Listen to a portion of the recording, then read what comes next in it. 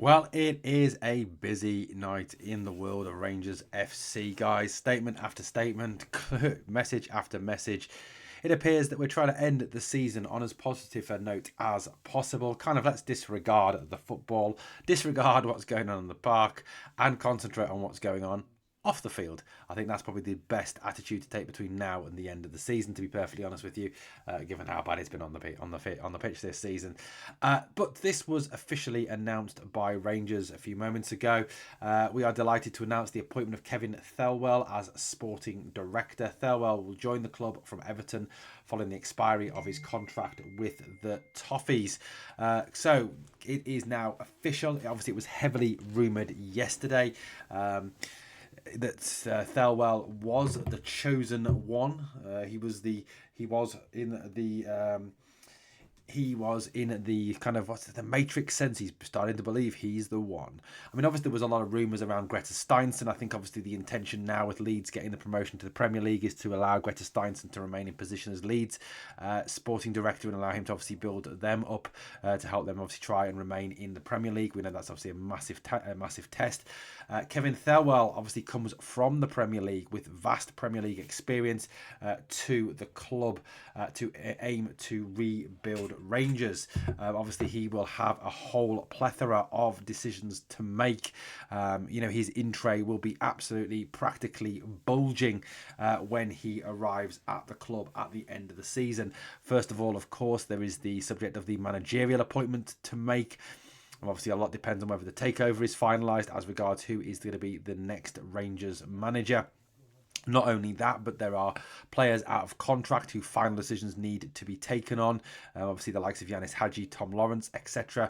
There are also players entering the final year of their contract who need to be moved on or re-signed to a new deal. Decisions to be made over massive deadwood, of course, at the club. For example, like James Tavernier and Cyril Dessers, both of whom need desperately to be moved on at the end of the season. Adding to that, of course, as well, what role Niels Coppen will play. Is this the end of Niels Coppen at Rangers?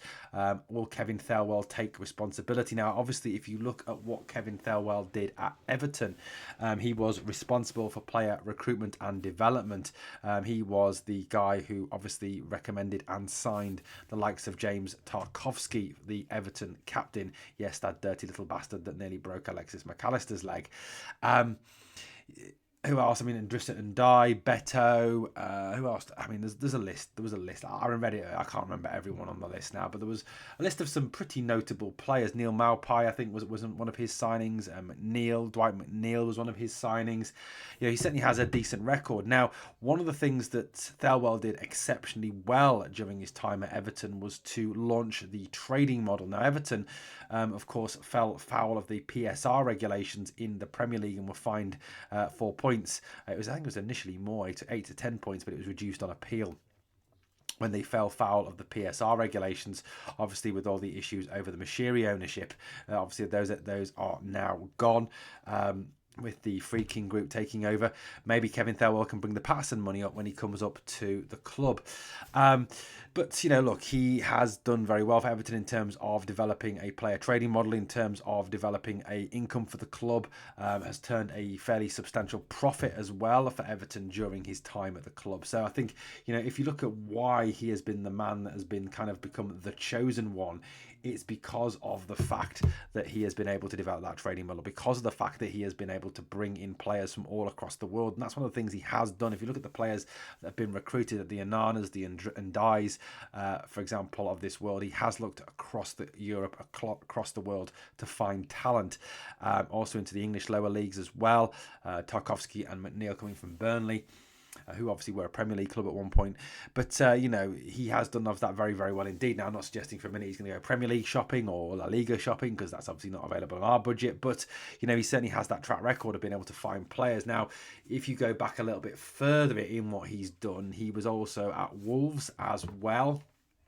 Where he did a very similar role, again bringing in players from across the globe again to develop the club, and obviously as well developing a trading model at Wolves as well. Wolves have obviously bought and sold quite a few of their players, in particular some of the Portuguese players that they brought in as well. He certainly has a varied career.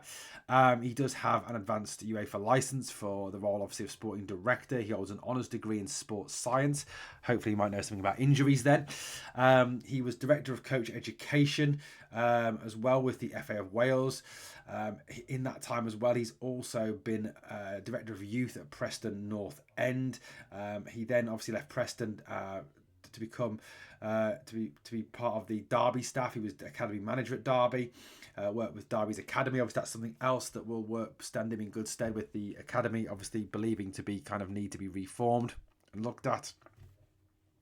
Excuse me, I do apologise.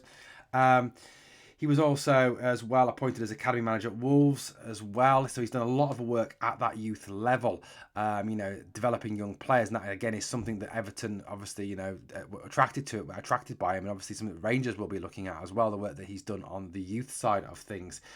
He then went to work in America, so he's now also worked in America. He worked with the New York Red Bulls, so he's been part of the Red Bull organisation, which again is a very useful contact to have. A massive global brand, a massive global superpower of football, Red Bull. He oversaw all aspects of the sporting side of the club with sporting director Dennis Hamlet. Reporting to Thelwell, he was in charge of all of the youth side of it. He left the New York Red Bulls on the 25th of February 2022 to take up the director of football role at Everton. He's also an author of coaching books as well. He wrote the European 3-5-2. Maybe a formation change may be coming. I don't know. Maybe a different coach because of that. I don't know. But, lots of positive background and experience from Thelwell in terms of, what he can bring to the club.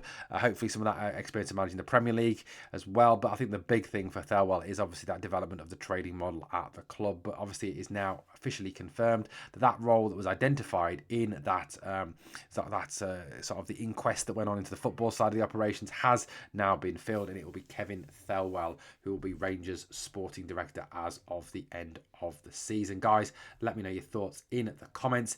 Thank you for watching. Please remember to like, comment, share and subscribe. We are the people.